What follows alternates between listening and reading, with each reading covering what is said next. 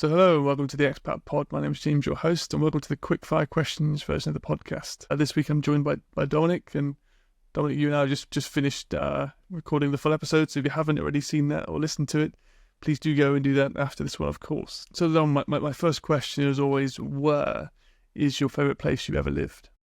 Yeah, admittedly, I've listened to some of the others give this response, and I have to say, probably, I'm going to be very specific, but when I lived at the Gendarmenmarkt in Berlin, which the Gendarmenmarkt is probably one of the most beautiful squares in all of Germany, and I was very fortunate to have a small kind of a studio flat right next to it. And so to describe it, you have kind of twin cathedrals in this market, and one is called the German Cathedral, the other is the French Cathedral, and then in the middle of the two you have the Berlin Concert House. And around Christmas time, they have one of the most beautiful Christmas markets in the entire country right there on that plaza area. And to live there for, I guess 7 years or so was completely just a mystical experience, especially to go out in the middle of the night or early in the morning, if I'm going to the gym or something, and when that market is quiet, or the smells coming from the Christmas market, it's just completely challenging. You just can't replicate that. Yeah, It sounds amazing, and it's getting close to that time of year, so I'm quite jealous. Might have to try and fly over at some point, or travel over to Berlin for that experience. What's your favourite international food? Yeah, I would have to say soba. So in the podcast, we talked about, my experience traveling to Tokyo and meeting friends that were living abroad. And when I did travel a bit outside of Tokyo, and they didn't offer an English menu, I could always say soba, and they would always bring this warm broth with, the udon noodles and the deep fried prawns, and it's the perfect meal with, some veggies. I would 100% say soba. That sounds delightful, and yeah, it's a good thing to know at least your favourite dish in every country. And in their language is probably a good hack. What's your favourite international tradition? Christmas markets in Germany, 100%. I think as someone from the States, Christmas has, or you can't even say Christmas, you have to say the holidays.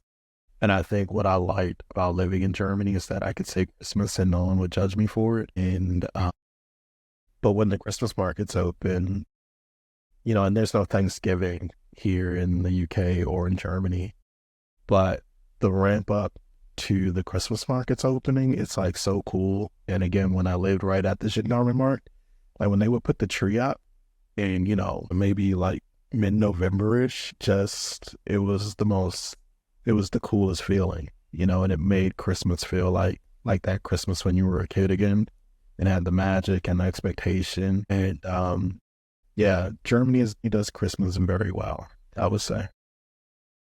I guess on the Christmas topic, then it's quite interesting that you feel you have to say different words in the US versus Europe. Because, we very much are aware that not everyone celebrates Christmas, but it feels like it's not a religious holiday as much anymore. It's more just a cultural holiday more than anything, which is good.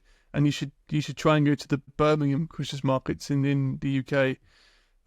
I think they're run by Germans, so it's very Germanic. So if you are missing that sense of that marketplace, and you can't get to Germany, or you feel like Hyde Park is too expensive, then get the train to Birmingham, and it's quite good.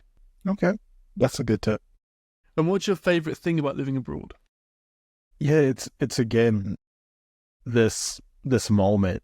Every day's gonna feel like, and not every day, but you will have a moment in your day that feels like a holiday. And you will have a moment where you see something or experience something that you wouldn't experience at your home. So in Dusseldorf, actually sitting by the Rhine with a beer was very cool in the summer.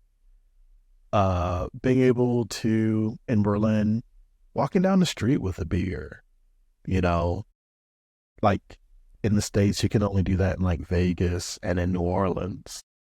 I think here in London, yeah, there's no limit to the oddities that you can see in a day. I mean, you can see someone walking down the street in a chicken suit, like literally, and no one bats an eye.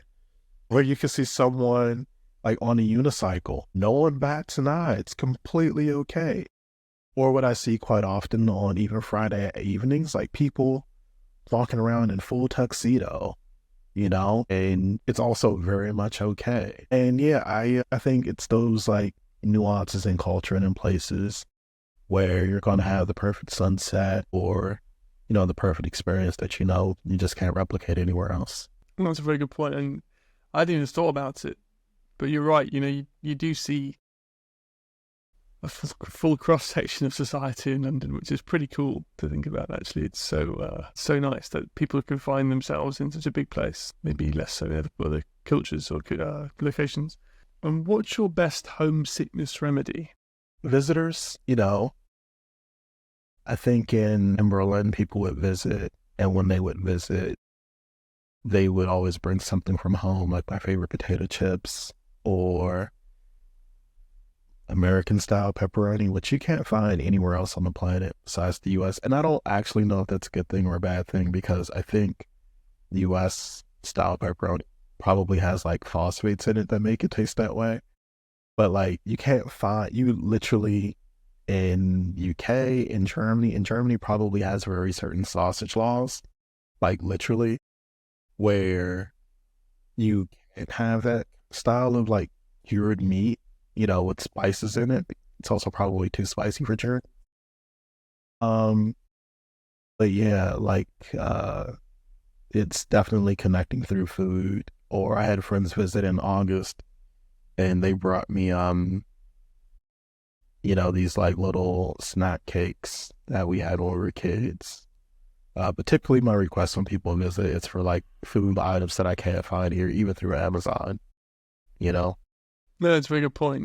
Maybe it was Yorkshire pudding. Somehow having a Yorkshire pudding when I was away was quite a good thing to get over homesickness. And what's the hardest thing about living abroad? Technology.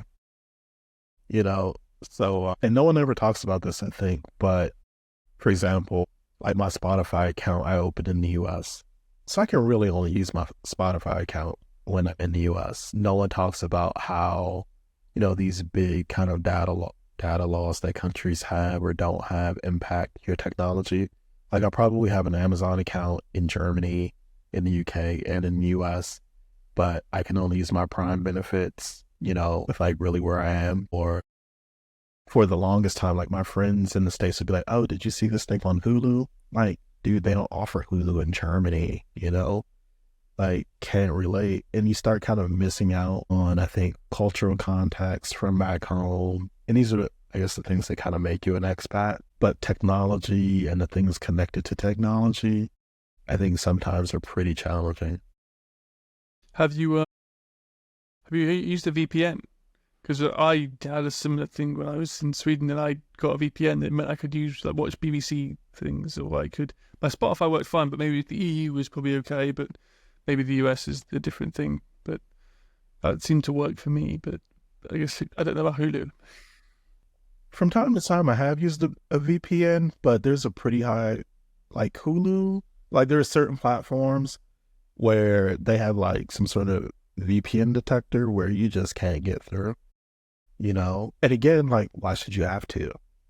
Right? It's the World Wide Web, theoretical. Yeah, if you paid for it, if you paid for it, you should be out. Yeah, it's really annoying. Yeah, like they don't create platforms that are for mobile people, for people that move, geographies. Like again, just using an example of Amazon Prime, if I go to Prime Video in Germany, I have very different content than my Prime Video in the UK, very different content than my Prime Video in the US, or even Netflix. It's all localized, which to a degree it should be, but it's not made for, again, people with a very mobile, global kind of a lifestyle. Yeah, that's a good point. And I guess maybe it's giving people all the same thing, so it's somewhat picking someone's choice is not that capitalist, is it? It's best. If you can't choose everything, you can only choose what is being chosen for you. But I guess it's always the way. What's the best phrase you've learned since living abroad? It could be a British phrase, it could be a German phrase, it could be a phrase from any language or any location. But what's something that you've gone, we don't have that in the US, but that is a great phrase to use? In German, there's this phrase that my manager would say all the time, Stein im Wasser geflogen, which means like you drop a rock in the water and it creates ripples. And that's pretty much how he would kind of describe my work. He'd say, your work is like Stein im Wasser geflogen, like this one thing that would just create this like ripple effect. And I like that saying. I think in German and the English, Brits have a lot of sayings that I'm still, I suppose, connectable or learning. Yeah, we're quite renowned for, even though we speak the same language, it's spoken differently, and we might have different colloquialisms, perhaps, which is always quite amusing to hear. I did feel like I was the ambassador for British English when I lived abroad, because everyone learns American English, and it just doesn't sound right. What's your best way of making new friends? Yeah, we talked about this in the podcast, and I think, in a place like Germany, you would never say that you make friends. Don't. So my German teacher would always say, you don't Freunde machen, like you don't make friends. You can in learning, like you get to know someone. And, I think the context really around finding community of your culture, for me, what worked best is always food, and so finding in the States, we had this show very, very long time ago, I'm dating myself, but called Cheers. And Cheers was basically this American sitcom about people that would go to the same bar every day and basically just kind of talk. And I think when you're in a foreign country or in any place, you have to kind of find your cheers. You have to find that place where you can go and people know your name. They know how you like your beer, or they know how you like your G&T, or they know how you like, your food, and they may have a conversation with you and they introduce you to other people. I think every community, every neighborhood has a cheers, and as soon as you find your cheers, it's easy to kind of find your people. There's a good point. I grew up watching Frasier, which is it's spun out of Cheers, so I know what you mean. And you're right. It's very much, you need to find your kind of subculture in a huge city like London, for instance. It's massive. It's all in loads of different neighborhoods, so you can maybe find your local beer or barber, or as you mentioned, the butcher and things, the marketplace, and you might start to bump into people. Or I always join sports clubs, and that seems to help me go for drinks after training or after a match, and you kind of build a network that way. It was always a good way for me. It's good fun. And then what's your favourite thing to do in your new city? So London is quite a well-known city. So what's your favourite thing to do in London? My favourite thing to do, I think, in any city is to go to the museum, and I think it's interesting because the more museums you go to, the more you see how people, or how these like curators kind of interpret the perspective of their culture through history. So, for example, a really good example is the Cologne Cathedral versus like Notre Dame in Paris. So when you go to the Cologne Cathedral, they say, oh, we're like the oldest Gothic cathedral in Europe. And that's like kind of the message they give you. You go to Notre Dame, they say the exact same thing. And you're like, but wait, like who's telling the truth? Or you go to like the Louvre in Paris, but then you go to the Prado Museum, in Madrid, or you go to, Berlin, the Neues Museum, and you see Nefertiti, or the Pergamon Museum, I think the Pergamon Museum probably taught me the most about German culture, because you have a literal building with like building inside of it.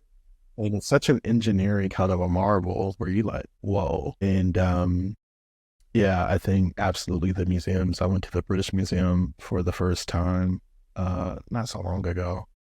thought it was super interesting. And absolutely, once you go to so many of these like world-class museums, you can absolutely contrast the threads kind of amongst them. So museums are my list. Yeah, I guess one thing I love about London and the UK in general is museums are free. Obviously, there's exhibitions on, but it's a really good thing for people to do, especially in the UK, is if you do go to museums, you can go for free, which is a great thing to have available to anyone. If you want a cheap way of exploring the city, museums are not a bad shout. That's a good point. Yeah, because I think in my hometown, DC, museums are also free. So In the Smithsonian, are they? yeah, I don't think exactly. And the Smithsonian museums are free and highly accessible because of that. We could go into the Whitney Art Museum in New York, and that was like $30, I think. It was really expensive to go. Whereas like the National History Museum or the Art Gallery in Trafalgar Square or the Tate Modern, or incredible standards. So that's what I tend to compare to. But maybe Washington DC is such a an idea in itself. And then my last question is, what's your best expat life hack? Well, I would say language. You know, we talked in the podcast about learning a new language and the speed of learning language and some of the tools that I use to help do that. And something one of my first German instructors said to me was, Sprache ist die Schlüssel. You know, like language is the key. And language is the key that unlocks culture. And the more you understand culture, the more I think you understand yourself, right? And you understand your biases and you understand how you respond to culture. And I think, you know, even, you know, as we were just talking about, like learning British English, it, I think, has been a huge kind of a cultural experience, you know, for me. So yeah, language is probably the number one hack.